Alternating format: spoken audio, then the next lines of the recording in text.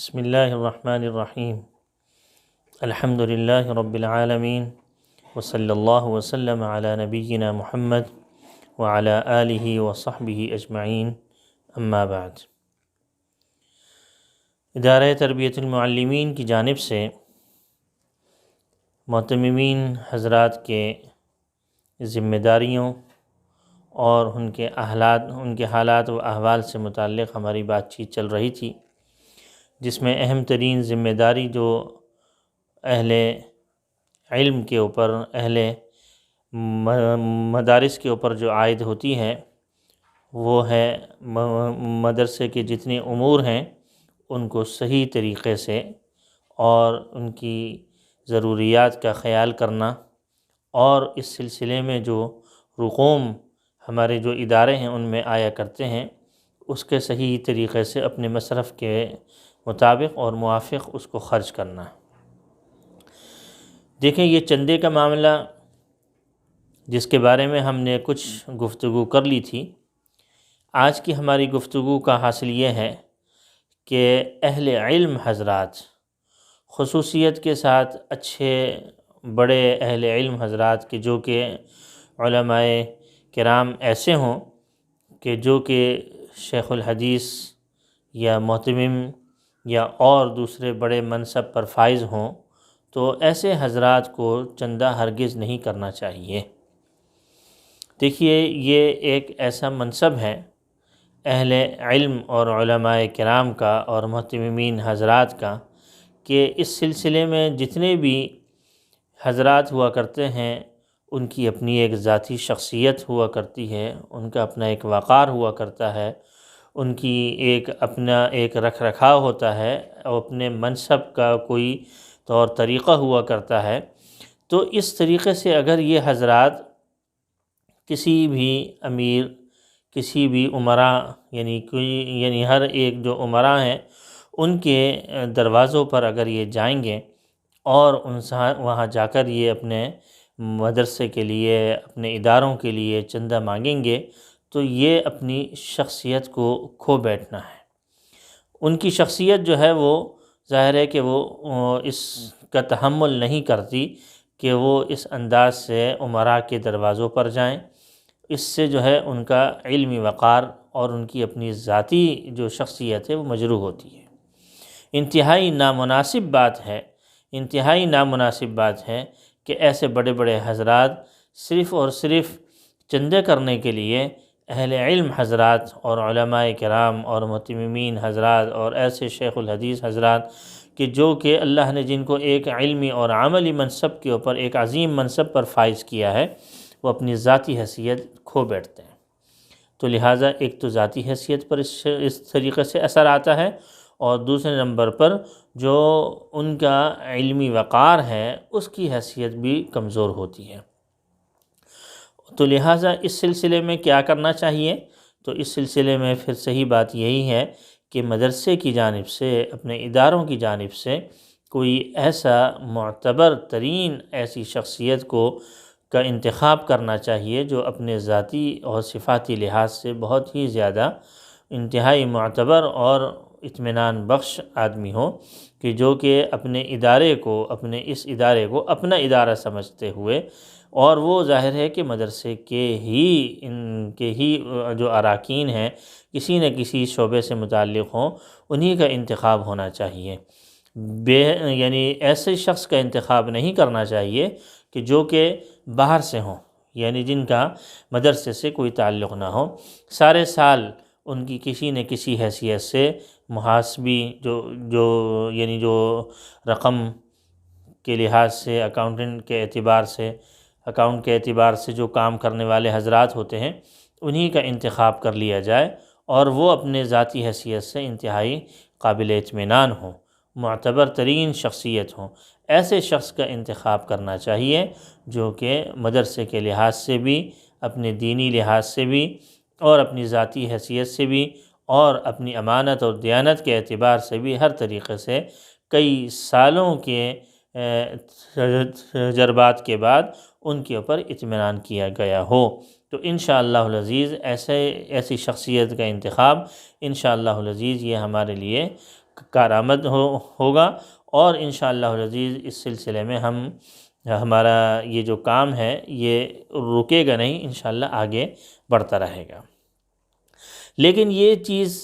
کہ علماء کرام جائیں اور اہل علم حضرات جائیں اور ماشاءاللہ مہتممین حضرات جائیں، تو یہ اس طریقے سے نہیں کرنا چاہیے۔ اگر وہ جاتے ہیں اور جا کر ہی چندہ ہوتا ہے، اس کے علاوہ چندہ نہیں ہوا کرتا، تو اس کا مطلب یہ ہے کہ وہ اپنی ذاتی حیثیت سے یا علمی وجاہت کے اعتبار سے اس کو سامنے رکھتے ہوئے چندہ کر رہے ہیں۔ تو یہ بھی ایک بات ہے جو کہ ٹھیک نہیں ہے، کیونکہ اگر کوئی شخص ان کی علمی وجاہت کے اعتبار سے یا ذاتی حیثیت سے اگر کوئی چندہ دے رہا ہے، تو یہ مال مشکوک ہو جاتا ہے کہ آیا دینے والا خوش دلی سے دے رہا ہے، یا پھر یہ ہے کہ اس اہم اور علمی شخصیت کی وجاہت کی بنا پر اس سے مرعوب ہو کر چندہ دے رہا ہے۔ دونوں صورتیں جو ہیں یہ ہمارے لیے مناسب نہیں ہیں، اور ایسا مال جو ہے وہ خرچ کرنا اور اس کو دین کے لیے، دین کی آبیاری کے لیے استعمال کرنا، یہ انتہائی نامناسب بات ہے، اور اس سلسلے میں سوچنے کی بات ہے کہ آیا یہ مال استعمال کیا جائے یا نہیں کیا جائے۔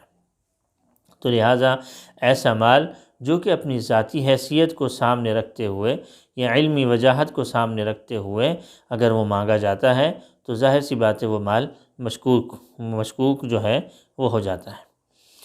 اسم کے اندر اس چیز کا بھی دھیان رکھنا چاہیے کہ دیکھیں، جو یہ خوشامد کے انداز سے اور اصرار کے انداز سے یہ چیز ہرگز نہیں کرنی چاہیے کہ اصرار ہو اس بات کے اوپر کہ آپ چندہ دیں، اور اس بات کے اوپر بھی اصرار ہو کہ آپ نے اتنا ہی چندہ دینا ہے۔ اپنے لحاظ سے یہ جو بھی کوئی مناسب سمجھے اس لحاظ سے وہ اپنا چندہ دے دے، اپنے لحاظ سے جتنا مناسب سمجھے وہ اپنا چندہ دے دے۔ حالات کے اعتبار سے اگر اس کے پاس مناسب اتنے رقم نہ ہو تو اس کے اوپر بھی اصرار نہیں کرنا چاہیے کہ آپ نے دینا ہی دینا ہے۔ ہر ایک آدمی کی جو مالی حیثیت ہے وہ تمام وقت اور تمام اوقات یکساں رہے، ایسا نہیں ہوا کر سکتا، یعنی ایسا نہیں ہوتا۔ خوشامد کے ذریعے بھی چندہ نہیں کرنا چاہیے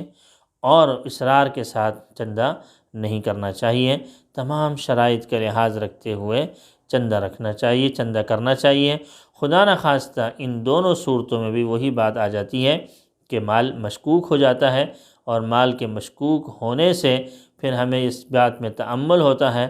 کہ بھئی آیا یہ مال ہم خرچ کریں یا نہیں کریں، اور آیا یہ ہمارے لیے جائز ہے یا ناجائز ہے، یا مشکوک ہے یا مناسب ہے یا غیر مناسب ہے۔